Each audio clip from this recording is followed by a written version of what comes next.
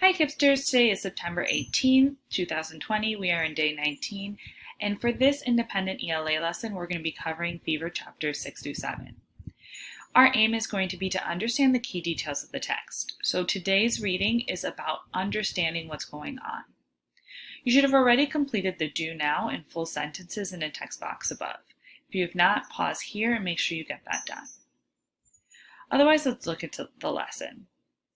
As you read, you're going to ask yourself, what are the key events of this chapter? So as we go through each of those chapters, you want to think about what are the big key events that happen. I'm going to give you some clues with our little picture walk here above. Chapter 6 is going to start off with Maddie doing laundry and having a conversation with grandfather, then later Eliza.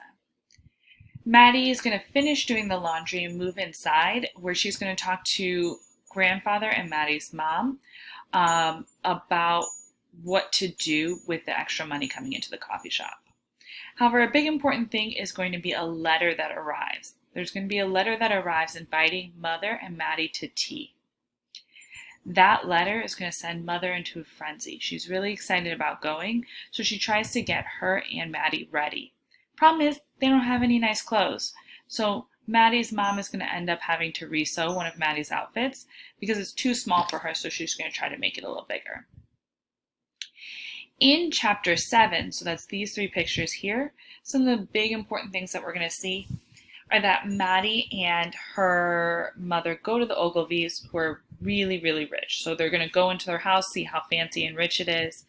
They're going to see the Ogilvy daughters, Janine and Colette. Janine is super fancy. Both of them actually are. And so they have like really nice clothes, nice jewelry, nice hair, things like that. Something's going to happen there that's going to make Maddie very embarrassed and very angry. So pay attention to that at the end.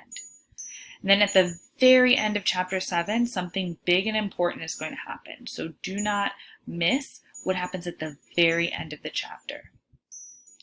All right, so as you read the chapters, you're going to see these kind of boxes that say check for your understanding. At the end of each section of text, I'm going to give you a short gist for that section. As you're reading, you should have already been highlighting or annotating for the most important big key events. So when you get to the check for your understanding section, you want to think to yourself, do these gists match what you have read in this section?